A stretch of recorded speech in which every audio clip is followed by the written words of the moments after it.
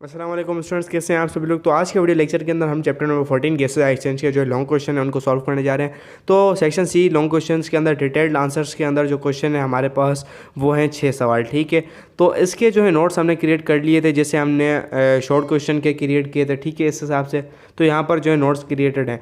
तो अगर आपको पूरी बुक के चैप्टर 1 to 14 के जो नोट्स चाहिए तो आप व्हाट्सएप पर ऊपर नंबर नज़र आ रहा होगा, वहाँ पे कांटेक्ट करके व्हाट्सएप पे जस्ट हमें मैसेज कीजिए क्लास 11 बायोलॉजी नोट्स। तो हम आपको बताएंगे कि इन नोट्स की क्या फ़ी रखी गई है।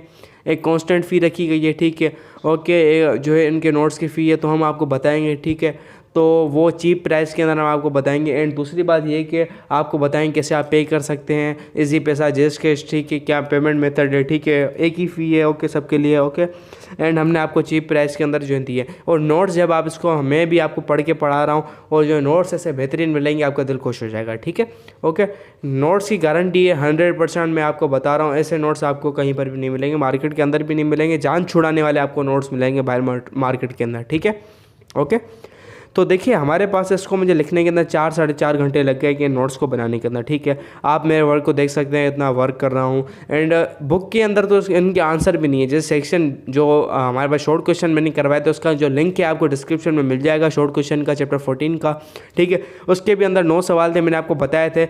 ये सवाल नहीं है, ये बला हैं, ठीक है। इतने बेकार सवाल हैं, इनका कोई मतलब नहीं है, इनका कोई सेंस नहीं है, ठीक है।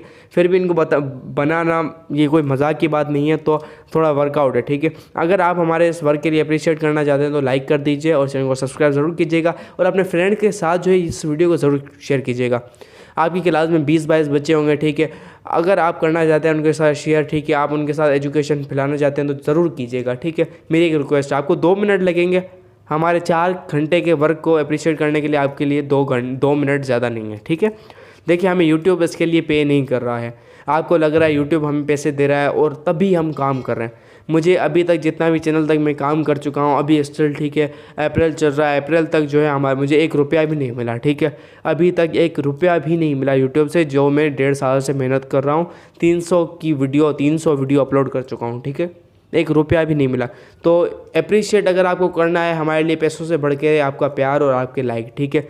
जितने ज़्यादा आप लाइक करेंगे उतना ही हमें जो है दिल को खुशी मिलेगी। हमारे लिए पैसों से बढ़ के ये चीज़ है, ठीक है। आप मुतमिन हैं, आपको एजुकेशन मिल रही है, तो बस ये सबसे ज़्यादा है, ठीक है, क्योंकि मुल्क को बढ़ाने के अंदर ये काम देगी चीज़, ओके।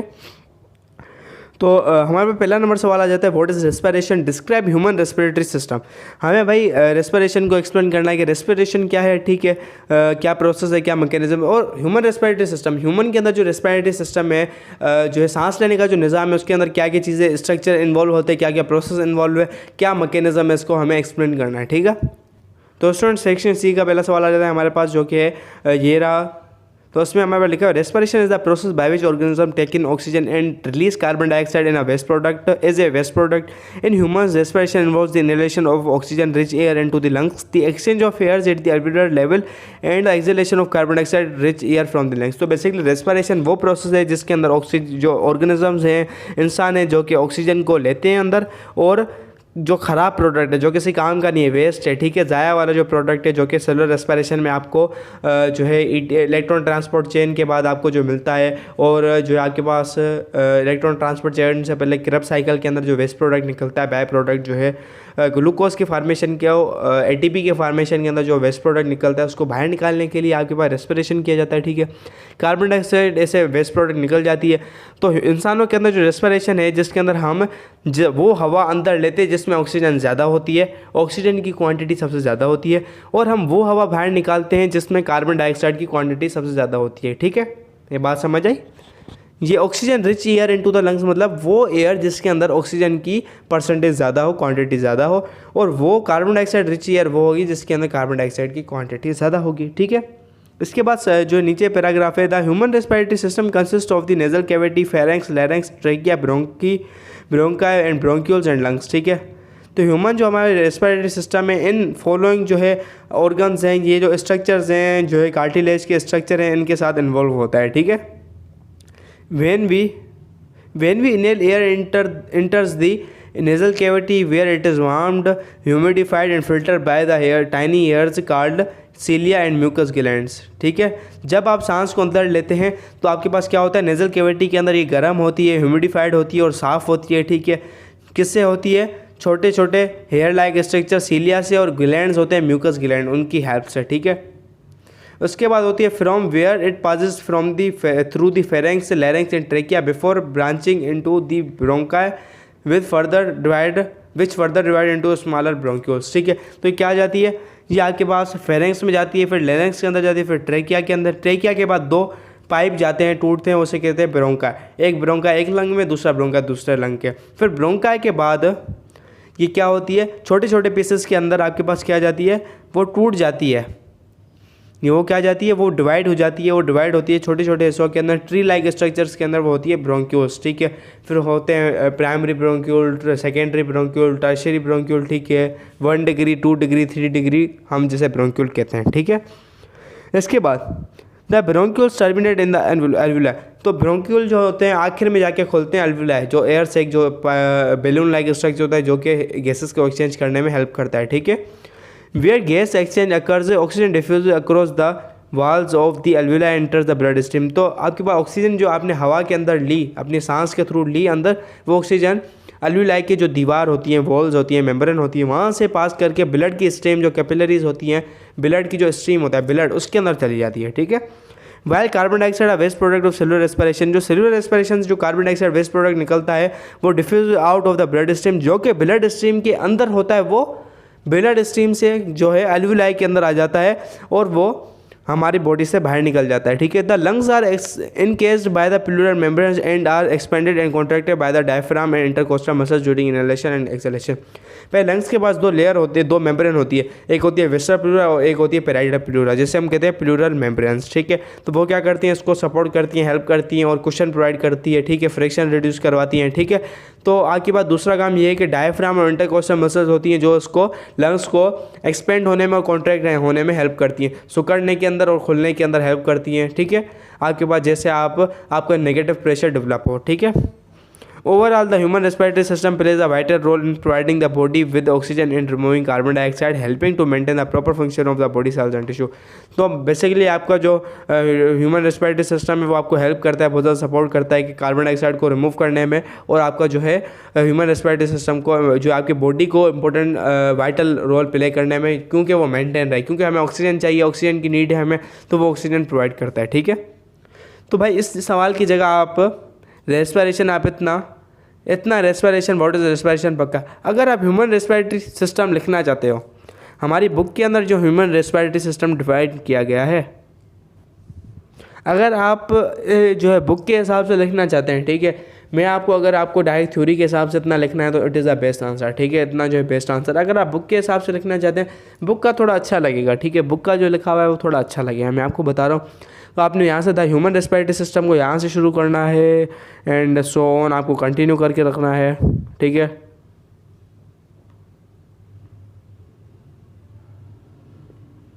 आपको यहाँ तक लिखना है, आपको इतना लिखेंगे तो बुक वाला थोड़ा अच्छा रहेगा, ठीक है। बुक वाला क्या रहेगा, आपके पास क्या रहेगा, आपको अच्छा रहेगा, ठीक है। अब वो कैसे अच्छा रहेगा, मैं आपको समझाता हूँ कि क्या चीज़ है, कैसे जो है आपको समझ आएगा। देखिए भाई बुक वाला इसके लिए अच्छा, यहाँ पर टर्मिनोलॉजी लिखी हुई है, visceral pleura and parietal pleura, intercostal muscles, ठीक है, diaphragm and vocal cords, laryngopharynx, nasopharynx, ठीक है। ये बात समझ आई, ये आपके पास जो है चीज़ें लिखी हुई हैं, आपको थोड़ा मज़ा आएगा इसको पढ़ने में और ये अच्छा रहेगा। तो मैं आपको जो है सजेस्ट करूँगा वो अपनी जगह हो, शॉर्ट के अंदर लिखना चाहें तो ये लिख सकते हैं भाई रेस्पिरेशन, इतना आपको लिखना है, पहले यहाँ से लेकर यहाँ तक लिखना है, यहाँ से लेकर यहाँ तक लिखने के बाद, वहाँ तक लिखने के बाद आप यहाँ से द ह्यूमन रेस्पिरेटरी सिस्टम से स्टार्ट करो, द ह्यूमन रेस्पिरेटरी सिस्टम की हेडिंग डाल के यहाँ से लेकर यहाँ तक पूरा लिख लो, तो ये बेस्ट रहेगा, थोड़ा अच्छा ऑप्शन रहेगा, ठीक है। इसके बाद नेक्स्ट चीज़ मैं आपको दूसरा सवाल आ जाता है हमारे पास कि दूसरा सवाल क्या है। तो भाई मैं question number 2, what are the 5 main function of the human respiratory system. तो आपको मैं बताऊं बुक के अंदर 4 ह्यूमन रेस्पिरेटरी सिस्टम के फंक्शन लिखे हुए हैं, ठीक है। ह्यूमन रेस्पिरेटरी सिस्टम के 4 फंक्शन लिखे हैं और वो भी बेकार लिखे हुए हैं, किसी काम के नहीं लिखे हुए, ठीक है। थर्ड क्लास कोई डिटेल एक्सप्लेनेशन नहीं, मैं आपको दिखाऊँ, वो शॉर्ट से भी शॉर्ट लिखा हुआ है, ठीक है। इतना लिखा हुआ है, अगर आप पेपर में लिख के भी आ गए ना, 8 नंबर के सवाल में से आपको 3 या 4 मार्क के मिल सके, वरना ना मिले, ठीक है, क्योंकि ये शॉर्ट सवाल है, ठीक है। दिखाता हूँ, let me show you something. Yes, this is written the major function of respiratory system, ठीक है। Oxygen supplier, it provides the continuous supply of oxygen और टिश्यू, ठीक है। इतना सही अच्छा लिखा हुआ है, इतना जी इतना आ गया, लिखा हुआ छोटा लेकिन सही लिखा। Conservation of gas, the mechanism of gas exchange between the internal and external environment of the body is regulated through respiratory surfaces. भाई ह्यूमन रेस्पिरेटरी सिस्टम का दो फंक्शन को, ये दो फंक्शन है, ठीक है। ऑक्सीजन सप्लाई करना, कार्बन डाइऑक्साइड रिमूव करना, ठीक है, दो फंक्शन होगा। तीसरा तो दोनों को मिला के इसने लिख दिया यार, ह्यूमिडिफायर, ठीक है इसको, ठीक है।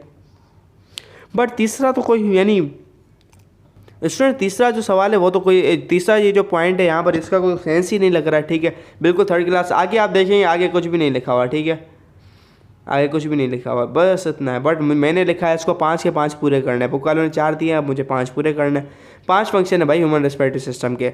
पहला फंक्शन गैस एक्सचेंज करना, ठीक है। इसका पहला फंक्शन है गैसेस को एक्सचेंज करना। The respiratory system facilitates the gas exchange of oxygen and carbon dioxide between the air and the blood, ensuring that the body cells receive the oxygen and they need to function properly while removing carbon dioxide, a waste product of cellular respiration.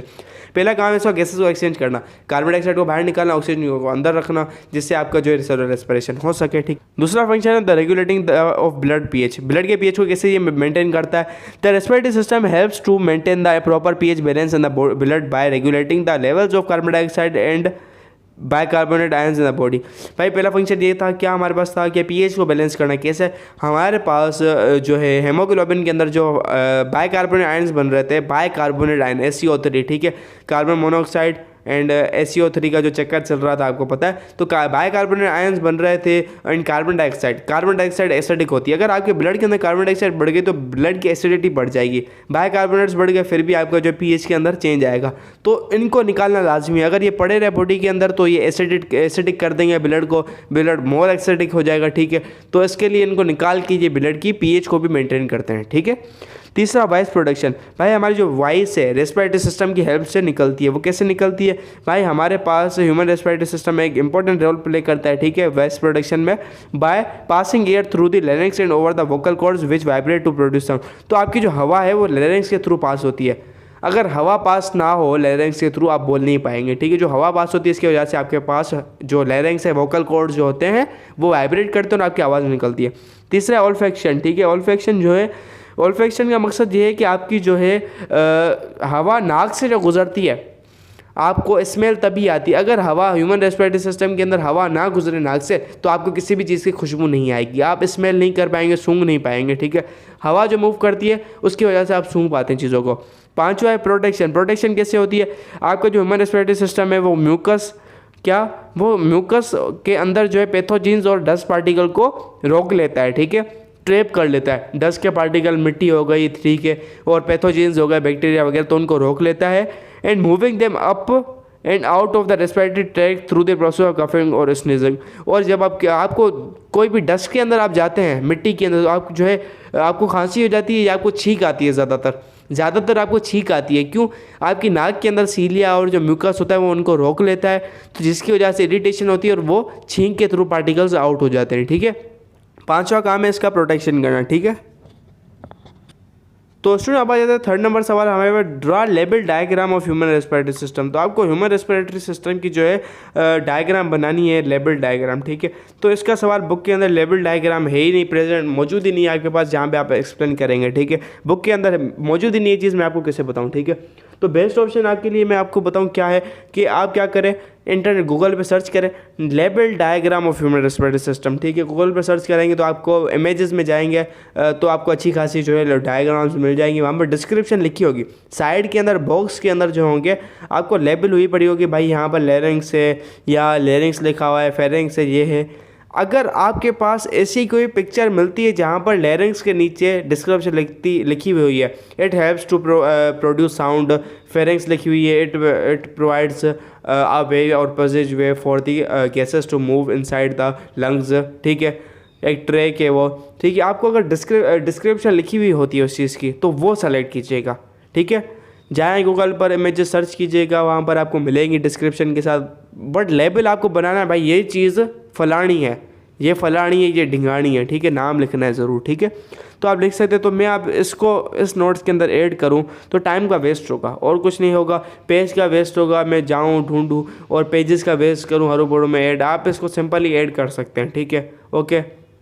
Just simple, it's not a big deal. Okay, now we have question number 4 that describe the 3 region of the pharynx and their function. तो हमारे पास 3 region explain करो pharynx के और उनके function बताओ। ठीक है, पूरी बुक के अंदर आप देखेंगे तो यहाँ पर 3 रीजन नहीं लिखे हुए, यहाँ पर नेजोफेरिंग्स, लेरिंगोफेरिंग्स, ओरोफेरिंग्स। ठीक है, 3 रीजन होते हैं। ठीक है, तो आप देखेंगे तो आपके पास लेरिंगोफेरिंग्स लिखा हुआ है, नेजोफेरिंग्स लिखा हुआ है, ओरोफेरिंग्स नहीं लिखा हुआ। ठीक है, और इसका फंक्शन आप इस पूरे के अंदर आप मुझे बताओ कहाँ लिखा हुआ है इसका फंक्शन। इसका फंक्शन कहीं पर भी नहीं लिखा हुआ पूरे यहाँ पर इस टॉपिक के अंदर। मैं आपको फंक्शन कैसे बताऊँ, प्रॉपर एक चीज़ लिखी हुई नहीं है, खाली 2 वर्ड दे दिए। 3 वर्ड होने चाहिए थे, 2 वर्ड दिए इन्होंने। ओरोफेरिंग्स जो बीच वाला पार्ट होता है, 3 रीजन होते हैं फेरिंग्स के, ऊपर वाला होता है नेजोफेरिंग्स, उसके नीचे होता है ओरोफेरिंग्स, उसके नीचे होता है लेरिंगोफेरिंग्स। ठीक है, बट इन्होंने चीज़ ही गायब कर दी हमारी भाई, ना फंक्शन लिखा है ना कैसे। लॉन्ग क्वेश्चन है, लॉन्ग क्वेश्चन के अंदर डिटेल्ड आंसर आता है यार। बट भाई हमने लिख लिया इसका जवाब। ठीक है, जितना हो सका हमसे। तो भाई हमारे पास the pharynx is the muscular tube, एक ट्यूब है that connects the nasal cavity to the larynx and oesophagus. It is divided into 3 regions each with its own structure and function. तो भाई 3 रीजन है आपके पास, नेजोफेरिंग्स, ओरोफेरिंग्स, लेरिंगोफेरिंग्स। तो तीनों को हमने उनका स्ट्रक्चर और फंक्शन, क्या उनका अपना स्ट्रक्चर और फंक्शन हमने एक्सप्लेन कर दिया हर पार्ट में। Nasopharynx, the nasopharynx is the upper most region of the pharynx located behind the nasal cavity. It is lined with ciliated cells, mucus secreting glands that help to filter and moisten the air. तो भाई nasopharynx वो होता है जो nasal cavity, आपके पास nasal chamber होता है, उसके पीछे जो वॉल टाइप स्ट्रक्चर होता है आपके पास, वो होता है नेजोफेरिंग्स। ठीक है, जो बिहाइंड होता है नेजल कैविटी के अंदर, हमारे मुंह के जो अंदर नज़र आ रहा होता है। आप मुंह खोलेंगे तो उसके पीछे जो है गले का काकड़ा है, काकड़े के पीछे जो पोर्शन है वो है ओरोफेरिंग्स। ठीक है, ओरोफेरिंग्स के ऊपर आपको मिलेगा क्या, नेजोफेरिंग्स। तो नेजोफेरिंग्स का काम क्या है, वहाँ पर सिलेटेड सेल्स होते हैं, और क्या होता है आपके पास सिलेटेड सेल्स होते हैं, म्यूकस सिक्रेटिंग ग्लैंड्स होते हैं, म्यूकस ग्लैंड होते हैं जो कि आपके पास एयर को मॉइस्चराइज करते हैं और फिल्टर करते हैं। The nasopharynx also contains the opening of eustachian tube. Eustachian tube क्या होता है, मैंने आपको साइनोसाइटस के बाद पढ़ाया था, अपर रेस्पिरेटरी इन्फेक्शन के अंदर आता है साइनोसाइटस। साइनोसाइटस के बाद आता है ओटाइटस मीडिया। ओटाइटस मीडिया के अंदर मैंने आपको यूस्ट्रेकियन ट्यूब का कॉन्सेप्ट दिया था। यूस्ट्रेकियन ट्यूब आपके पास कान से कैसे कनेक्ट होता है आपके मुंह के अंदर। ठीक है, वो वीडियो लेक्चर लाजमी देखिएगा, 17वां 18वां लेक्चर होगा मेरे ख्याल से। ठीक है, जिसके अंदर साइनोसाइटस के बाद ओटाइटस मीडिया। ठीक है, तो उसके अंदर डिटेल एक्सप्लेनेशन है, which connects the middle ear to the nasopharynx and helps to regulate pressure within the ear. ठीक है, तो आपके पास क्या करता है, नाक से क्या होता है, ये जो है आपके पास मिडल ईयर कनेक्टेड होता है, और जिसकी वजह से वो प्रेशर को मेंटेन करता है। ठीक है, ओटाइटस मीडिया आप समझ सकते हैं। ओके, फिर आता है ओरोफेरिंग्स। ओरोफेरिंग्स जो आपके मुंह के पीछे जो हिस्सा होता है, काकड़े के पीछे, वो होता है ओरोफेरिंग्स। ठीक है, the oropharynx is the middle region of the pharynx located behind the mouth. It serves as a passage way for both air and food contains the tonsils. आप अगर मुंह खोलो और अगर आप खे करके देखो आपका काकड़ा क्या होगा, ऊपर उठेगा, तो आपको पीछे आप देखेंगे तो आपको दाने दाने नज़र आएंगे, दाने दाने दाने दाने, वो होते हैं टॉन्सिल्स, वो होते हैं टॉन्सिल्स। इनका फंक्शन क्या होता है, ये पहला तो रास्ता होता है किसके लिए, हवा के जाने के लिए, दूसरा होता है फूड के लिए। हम यूज़ करते हैं इसको फूड के लिए। ठीक है भाई, ओरोफेरिंग्स का काम क्या होता है, नाक से हवा को लेके जाता है, और दूसरा आ गया फूड का भी हिस्सा होता है। ठीक है, which help to protect the body from infection. भाई इसके पास टॉन्सिल्स होते हैं जो कि बॉडी को इन्फेक्शन होने से बचाते हैं। ठीक है, फिर आता है लेरिंगोफेरिंग्स। ये थर्ड पार्ट होता है जो कि आपके पास ओरोफेरिंग्स के नीचे होता है, जहाँ पे लेरिंग्स मौजूद होता है उसके पीछे। The laryngopharynx is the lowest region of the pharynx. ये सबसे निचला हिस्सा होता है किसका, फेरिंग्स का, located behind the larynx, larynx के जो पीछे होता है। It serves as a passage way for both air and food, is responsible for directing food and liquids into the oesophagus and air into the trachea. भाई इसका function क्या होता है, मैंने आपको बताया था, लेरिंग्स के अंदर 2 पाइप जाते हैं, एक होता है इजोफेगस का, एक होता है ट्रेकिया। क्या भाई, हवा का अलग होता है और खाने का अलग होता है। इसका फंक्शन ये होता है कि हवा को ट्रेकिया के अंदर भेजना, खाने को इजोफेगस के अंदर भेजना। ठीक है, उन दोनों को डायरेक्शन दिखाना, भाई तुझे कहाँ जाना है, तुझे ट्रेकिया के अंदर जाना है, तू हवा है, और जो खाना है भाई तुझे इजोफेगस के अंदर जाना है। भाई इधर आ, तू इधर आ, तेरा रास्ता यहाँ से। ठीक है, the laryngopharynx also contains the epiglottis, a flap of cartilage that closes of the trachea during swelling to prevent food and liquids from entering the food। भाई लैरिंगोफेलेक्स के अंदर एक चीज़ पाई जाती है, एक कार्टिलेज का ढक्कन पाया जाता है, ठीक है, एक कार्टिलेज का ढक्कन पाया जाता है। जब खाना अंदर आता है, जब आप खाना खाते हो तो वो ढक्कन बंद हो जाता है। जब आप खाना अंदर खाते हो तो वो जो ढक्कन है वो बंद हो जाता है। तो ढक्कन बंद हो जाता है तो उसकी वजह से आपके जो खाना है वो ट्रेकिया के अंदर नहीं जा पाता। ट्रेकिया का एक ढक्कन होता है वो बंद हो जाता है, ठीक है। तो खाना जो होता है ट्रेकिया सांस की नाली की बजाय आपके जो जहाँ जाना होता है इसोफेगस की जगह पर वहाँ चला जाता है। चौथे वीडियो लेक्चर के अंदर main components of human respiratory system के अंदर 32 मिनट की वीडियो, उसके अंदर पूरा सिस्टम समझाया था, क्या चीज़ कैसे फंक्शन करती है, क्या स्ट्रक्चर होता है, हाउ इट वर्क्स, ठीक है। ओके, तो उसका लिंक भी आपको डिस्क्रिप्शन में ज़रूर मिलेगा, ठीक है। उसके बाद आ जाते हैं हमारे पास, ये एंड हो गया, ठीक है, ये आपके पास एंड हो गया। इसके बाद आ जाए 5वां नंबर सवाल, ठीक है। 5वां नंबर सवाल हमारे पास कौन सा है, what is the mechanism of inspiration expiration के इंस्पायरेशन और एक्सपायरेशन का मैकेनिज्म आप हमें बताओ कैसे होता है, ठीक है। बुक के अंदर हमने इसको लिख लिया है यहाँ पर हमारे पास, what is the mechanism of inspiration and expiration, ठीक है। The mechanism of inspiration and expiration involves the movement of air and in and out of lungs. Inspiration और एक्सपायरेशन का मैकेनिज्म ऐसे है कि आप हवा को अंदर आने देते हो और हवा को बाहर निकालने का जो मैकेनिज्म है लंग्स से, उसको कहते हैं इंस्पायरेशन और एक्सपायरेशन, ठीक है। इंस्पायरेशन हवा को इन करना, एक्सपायरेशन हवा को बाहर निकालना, ठीक है।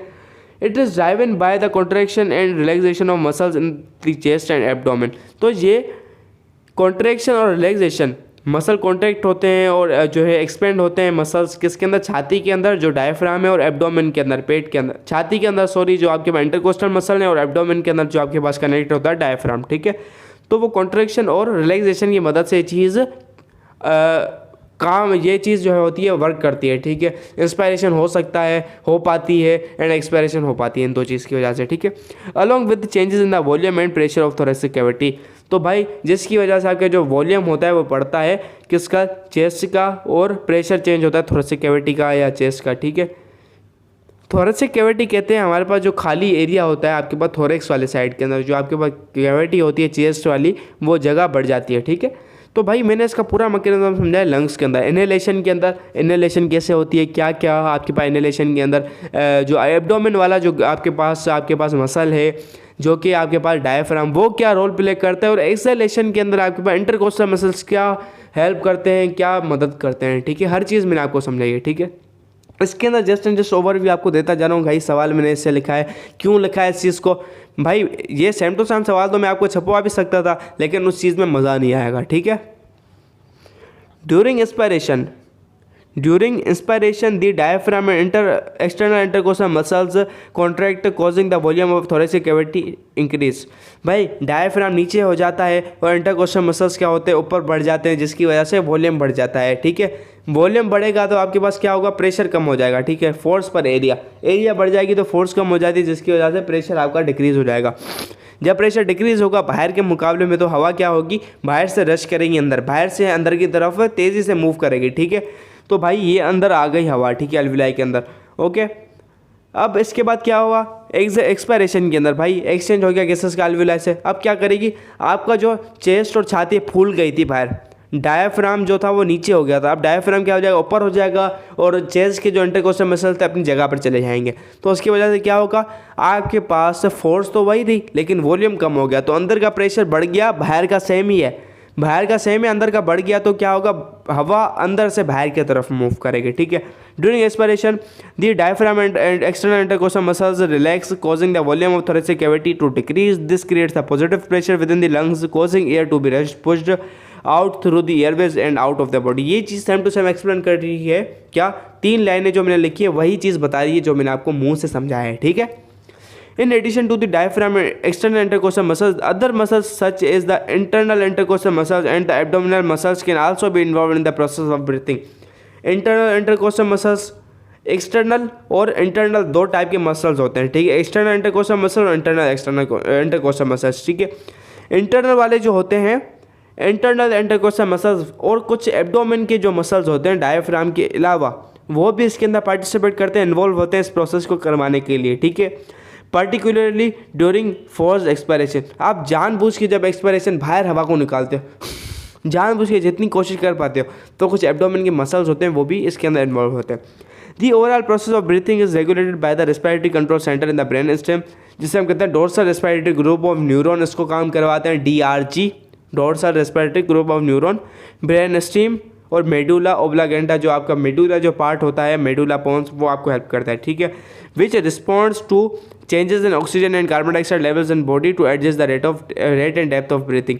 भाई आपको पता कैसे चलता है, हमें तेज तेज सांस लेनी होती है, कुछ रिसेप्टर लगे हुए होते हैं, हवा के रिसेप्टर लगे हुए होते हैं, या आपके पास कुछ रिसेप्टर होते हैं जो कि pH को मेंटेन करते हैं, कार्बन मोनोऑक्साइड को, बाइकार्बोनेट को क्या करते हैं, वो बताते हैं भाई इतना लेवल है इनका, भाई कार्बन डाइऑक्साइड बढ़ गई है ब्लड के अंदर, तो आपको जल्दी जल्दी रेस्पिरेशन करो, एक्सपायरेशन जल्दी जल्दी करो, जैसे आपके पास ब्लड की जो कार्बन डाइऑक्साइड एक्स्ट्रा वो रिमूव हो जाए, ठीक है, पूरा एक मैकेनिज्म है, सिस्टम है, ठीक है। तो स्टूडेंट इसके बाद हमारे पास आ जाता है छठा नंबर सवाल, describe 3 ways in which carbon dioxide can be transport. Carbon dioxide को हमारे टिश्यू सेल्स से ट्रांसपोर्ट करने के लिए लंग्स तक कैसे, किन 3 जरियों के थ्रू चली जाती है। पहला है प्लाज्मा के अंदर डिसॉल्व हो जाती है, वो बहुत ही लो अमाउंट में जो होती है, बहुत ही कम अमाउंट में डिसॉल्व होती है। दूसरा है बाइकार्बोनेट आयन के थ्रू, ठीक है, दूसरा क्या है, बाइकार्बोनेट आयन के थ्रू। तीसरा है आपके पास किसका, हीमोग्लोबिन के थ्रू, ठीक है। 3 जरिए हैं आपके पास, डिसॉल्व इन प्लाज्मा, प्लाज्मा के अंदर डिसॉल्व हो आपके पास, ठीक है, दूसरा बाइकार्बोनेट आयन, तीसरा बाउंड टू हीमोग्लोबिन, हीमोग्लोबिन के अंदर जो है वो बाउंड हो जाए, वो बॉन्ड बना दे, ठीक है। 3 वे हैं, dissolve in plasma, small amount of carbon dioxide can dissolve directly in the blood plasma, थोड़ी बहुत कम अमाउंट तादाद के अंदर कार्बन डाइऑक्साइड वो डिसॉल्व हो सकती है ब्लड के प्लाज्मा के अंदर। This dissolve carbon dioxide represents only a small fraction of the total carbon dioxide transported. भाई एक पूरा सेल, हमारी बॉडी का एक टिश्यू है, वो कितनी कार्बन डाइऑक्साइड निकाल रहा है, ठीक है, तो उसका बहुत ही कम हिस्सा, बहुत ही कम फ्रैक्शन, बहुत ही कम हिस्सा, छोटे से छोटा हिस्सा जो होता है, बहुत मतलब कम वो हिस्सा जो होता है ब्लड के अंदर जो होता है डिसॉल्व हो पाता है, ठीक है। ब्लड के अंदर क्या होता है, ब्लड की प्लाज्मा के अंदर क्या होता है, लिक्विड के अंदर डिसॉल्व हो पाता है। दूसरा वो होता है बाइकार्बोनेट आयन, मेजोरिटी जो कार्बन डाइऑक्साइड है वो बाइकार्बोनेट आयन के थ्रू वो चली जाती है। कैसे जाती है, most of the carbon dioxide in the blood is transported as bicarbonate ions HCO3 minus. Carbon dioxide diffuse into red blood cells where it combines with water to form carbonic acid. Bicarbonate ion के अंदर बात की क्या होता है, आपके पास carbonic acid H2CO3 बन जाता है, ठीक है। Carbonic acid then dissociate into bicarbonate ions and hydrogen ion which are transported separately. The bicarbonate ions are transported out of the red blood cells and into the plasma where they are carried to the lungs for removal. ठीक है, आगे में जो bicarbonate ions होते हैं वो travel करते हैं आपके ऊपर लंग्स तक और बाइकार्बोनेट की फॉर्म के अंदर रिमूव की जाती है, ठीक है। तीसरा है बाउंड टू हीमोग्लोबिन, हीमोग्लोबिन, ठीक है। A small amount of carbon dioxide can also bind directly to hemoglobin in the red blood cells. This binding occurs at a different site than oxygen binding and does not interfere with oxygen transport. The bound carbon dioxide is released in the lungs and exhaled. तो students आपके पास haemoglobin के अंदर different part होता है। Haemoglobin एक protein है जिसके अंदर आपके पास आयरन पाई जाती है, ठीक है, और अलग अलग उसका स्ट्रक्चर है जो कि मैंने आपको हीमोग्लोबिन, ठीक है, रेस्पिरेटरी पिगमेंट के अंदर समझाया था क्या सिस्टम होता है, क्या मैकेनिज्म होता है, ठीक है। तो हीमोग्लोबिन के अंदर भी बाउंड होकर चली जा सकती है, ठीक है। These 3 modes of carbon dioxide transport are all essential to maintaining acid base balance in the body. भाई carbon dioxide is acid, bicarbonate ions भी एसिडिटी और pH को जो है आपके पास चेंज कर सकते हैं। तो ये 3 वे हैं जिनके थ्रू ये जो है चली जाती है, आपके पास ट्रांसपोर्ट होती है, और तीनों इंपॉर्टेंट है क्योंकि इसकी मदद से हमारी बॉडी की pH इंपॉर्टेंट रहती है, एसिड बेस बैलेंस रहता है, ठीक है। And ensuring that carbon dioxide waste product of metabolism is efficiently remove from the body. तो एफिशिएंटली इस कार्बन डाइऑक्साइड को हम रिमूव कर देते हैं, जितनी कुव्वत से जो है हमारा बन रही होती है उसी हिसाब से हम जो है इसको फास्टली, क्विकली एंड एफिशिएंटली और वेरी रैपिडली जो इसको रिमूव कर देते हैं, जिससे हमारी बॉडी के अंदर ये नुकसान ना करे, वेस्ट ना करे, ठीक है।